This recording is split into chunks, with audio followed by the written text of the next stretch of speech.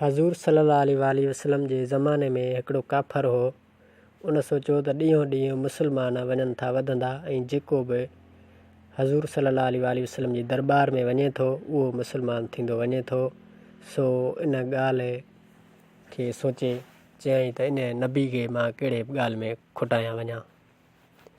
सो इहो ॻाल्हि सोचे उहो हज़ूर सल्लल्लाहु अलैहि वसल्लम जी दरबार में आयो। इहो सोचींदो आयो त कंहिं ॻाल्हि में खुटायांसि, कहिड़ी ॻाल्हि में खुटायांसि। सोचींदो दरबार में कचहरी में वेठो अची ऐं सोचाईं त बहरहाल कचहरी हले त उते का ॻाल्हि अहिड़ी सोचे वठंदसि त कंहिं ॻाल्हि में मां हिन नबी खे खुटायां। सो कचहरी हली, हज़ूर सल्लल्लाहु अलैहि वसल्लम तशरीफ़ फरमा थिया। नंबरवार कचहरी हलंदी रही। हज़ूर सल्लल्लाहु अलैहि वसल्लम खे ख़बर पइजी वई त हीउ शख़्स कहिड़ी नियत सां आयो आहे। सो उन सां मुखातिब थी फरमायाऊंसि त तूं अॼु मिस्र जा चांवर खाईंदे।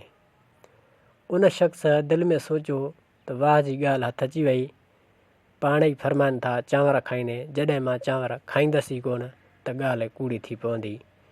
बसि इहो दिलि में सोचे कुझु देरि उते वेही ऐं इहो सोचाईं त हिते हूंदुसि त मथां चांवर खाराइनि, हितां ई उथी थो वञा। ईअं आस्ते आस्ते इन कचहरी मां उथी वियो हलियो। रस्ते सां सोचींदो वियो त किथे घर मथां चांवर अची वञनि, जेकॾहिं घर वेंदुसि त मथां किथां बि चांवर अची वञनि ऐं उते मजबूर खाइणा पवनि। कंहिं दोस्त वटि वेंदुसि तॾहिं मथां खणी उते चांवर अची वञनि ऐं मथां खणी खाइणा पवनि।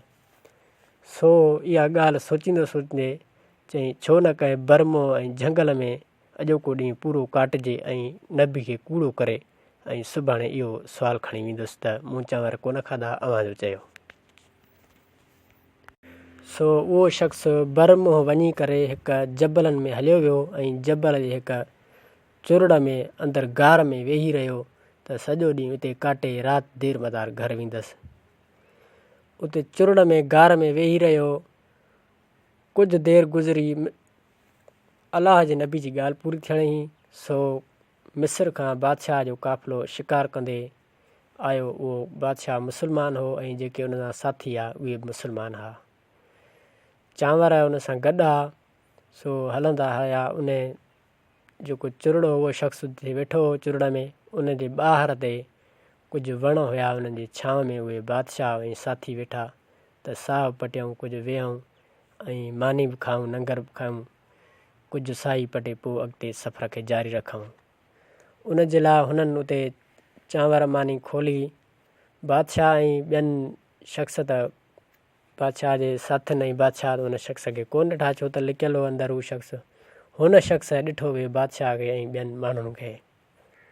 सो हुनखे बुख बि ॾाढी लॻी, अंदरों निहारे पियो। इहो बि सोचे पियो त अले छा अथनि, या बसि चुप करे वेठो। हुननि मानी खोली ऐं मानी खाइणु शुरू कई। सो हीउ ॿाहिरि न निकितो, चई मथां खणी इन्हनि वटि चांवर हुजनि ऐं नबी जी ॻाल्हि सची थी पई ऐं मूंखे खाइणा पवनि, हरगिज़ ॿाहिरि न निकिरंदसि। बुख ते ई उते अंदरि वेठो रहियो। हुननि बादशाह ऐं साथियुनि मानी खाई करे कुझु मानी बची पई। बादशाह चयो साथियुनि खे त कुझु मानी तव्हां इहा बची आहे जेका पासे सां किथे वधाए छॾियो त पखी खाइण या कुझु जानवर को अचे या खाए करे त भली ॻाल्हि आहे। त हिकु शख़्स उथियो उतां त ॾिठाई को जानवर नज़र अचे या कीअं, हेॾे होॾे निहारींदो वियो। चुरड़ ते नज़र पियसि। उन चुरड़ जी भरिसां हीअं जो निहारे त माण्हू वेठो आहे। चई केरु शख़्स ॿाहिरि निकिरी आहे, हिते अंदरि छो लिकियो हुई? चई न, मूंखे छॾे ॾे, तव्हां पंहिंजो कमु रखो, मूंखे छॾे ॾे। उते ॿ शख़्स ॿिया बि टे आया। चई केरु आहे? चई माण्हू वेठो आहे यार, अंदरि नथो निकिरे। उनखे ज़ोरी ॿाहिरि छिके आया। चई मानी खा।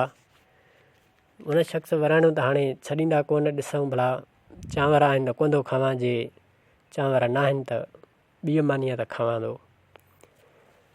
इहो सोचे ही चुरड़ मां ने गार मां ॿाहिरि निकितो ऐं उन्हनि माण्हुनि चयसि बाबा ही मानी आहे बची आहे, खा। हुन ॾिठो त चांवर, ॻाल्हि ॻिची में पइजी वई। हाणे छा करे सोचे।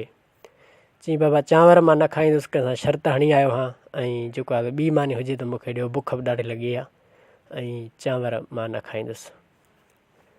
माण्हुनि ऐं बादशाह उन खां वजह पुछी त छा सबबु आहे, कंहिंसां शर्त हणी आहीं, छा ॻाल्हि आहे जो चांवर नथो खाईं। उन शख़्स वराणियो। हुन सोचियो त हीअ ॿाहिरियां बादशाह आहिनि, हिननि खे कहिड़ी ख़बर, नबी जी या का हिन खे ॻाल्हि न आहे, मां हिननि सां ॻाल्हि सिधी थो कयां। हुन ॻाल्हि उन्हनि सां बादशाह सां सिधी ॻाल्हि कई त असांजे इलाइक़े में नबी थियो आहे हिकिड़ो, उन ऐलान कयो उन्हनि जा मुस्लमान वधंदा पिया वञनि, उन्हनि सां शर्त हणी आयो आहियां ॻाल्हि कूड़ी करण जे लाइ, चांवर न खाईंदुसि। हुन वराणियो चयो त चांवर तूं खाईंदे, उनजे लाइ चांवर न खाईंदुसि, ॻाल्हि कूड़ी करणी आहे। सो बादशाह मुस्लमान उहे सभु मुस्लमान हुननि खे जोश ऐं कावड़ अची चई हाणे तोखे चांवर खाइणा पवंदा, जे न खाईंदे तोखे उफटो असां मारींदासीं। सो हुन घणेई लवायो पर हुनखे ॾाढी मार ॾेई कुटे ऐं ज़ोरी बि चांवर जी प्लेट सॼी मुकमल तरीक़े सां खाराई ऐं पाण सां गॾु वठी सफ़र ते हलिया। उहो शख़्स जो घरु आयो, घर मोटी हलियो वियो ऐं हू बादशाह पंहिंजे रस्ते सां हलिया विया। उन शख़्स पोइ सोचियो त वाक़ई नबी आहे, सचो आहे जो फरमायो हुई चांवर खाईंदे, मूं चांवर खाधा, वॾी ॻाल्हि आहे। ॿिए ॾींहुं दरबारे वञी करे ऐं जेको आहे सो कलमो पढ़ी मुस्लमान थी वियो। हज़ूर सल्लल्लाहु अलैहि वसल्लम